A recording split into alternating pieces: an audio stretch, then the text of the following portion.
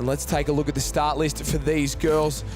Once again, all the big guns are there. Good to see Pallister line up. She doesn't turn up very often, but when she does, she puts on a show there. Maddie Dunn will be looking to defend her title as well. Lots of the big names backing up. The likes of Wellborn, Naomi Scott, Tian Raymond as well, Nicola Owen, and Emily Doyle's another young gun who's got a great future ahead of her. They're all there, they're all set and ready to go, and immediately all of them go straight up and towards the rip. You can see the girls in blue, they're the top three from last season. Maddie Dunn, Lani Pallister, and Naomi Scott. They're in the center. The rest of the girls are wearing pink. Incredibly, outside of Dunn and Pallister, Claudia Rose Slavin was the only other one to get a win all season long. That came at Coolum in huge conditions, but she's one to watch here as well. I wouldn't count her out. And immediately going to the lead side by side, Lani Pallister and Emily Doyle. You can see there just pushing in that. A couple of girls chasing them in the rip. Maybe Naomi Scott trying to work her way through in the blue as well.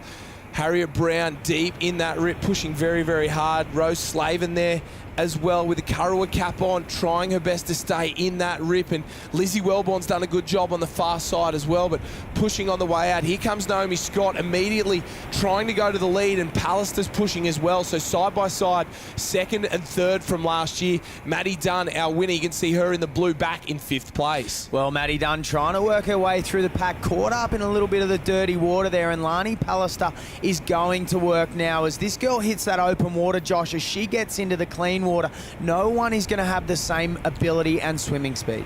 She's the Australian 800-metre short course swimming champion, beat somebody by the name of Ariana Titmus, the golden girl of the Commonwealth Games in the pool jack, so she can swim, that's for sure. And as soon as she gets into this clean green water, she's going to go away from the rest of the field, and it's just going to come down to surf skills. You know better than most, she's still got the skills as well, doesn't she? Well, she absolutely does, Josh. She grew up at the beach at Alexandra Headland. She's certainly got the ability and the skill in the water. Her father, Rick, was a professional triathlete. Her mother, Janelle, was an Olympic swimmer too. So, you know, she's got the pedigree, she's got the ability, and now she's going to work. And she's got the drive. Have a look at her go. Naomi Scott doing her best to hold the gap at the moment. Georgia Miller comes up into 3rd place. Emily Doyle is there as well. So very tough from these girls to try and hang on. But difference between a surf stroke and a pool swimmer stroke there, she just looks so balanced in the water out in front. You can see those feet just dragging behind there,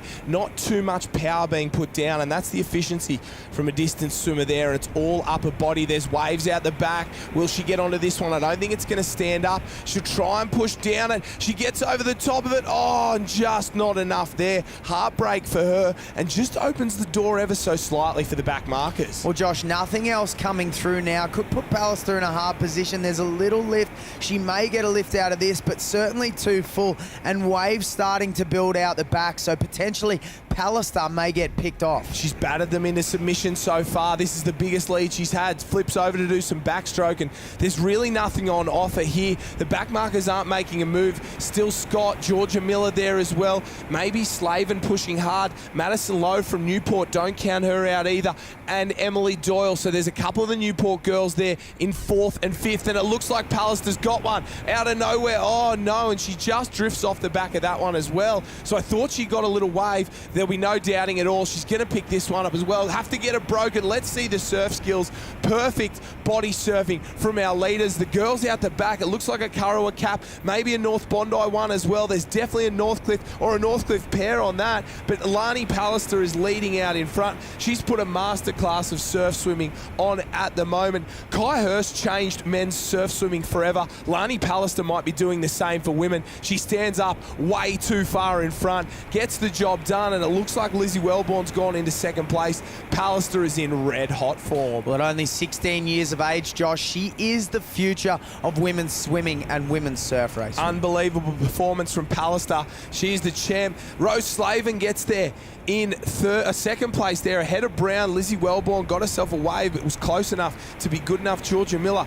makes her way up and around as well. Maddie Lowe split those two, split Wellborn and Miller in 5th place there. So a big performance from all these girls, but they're going to have to go back to the drawing board to see what they can do to take on amazing Lani Pallister.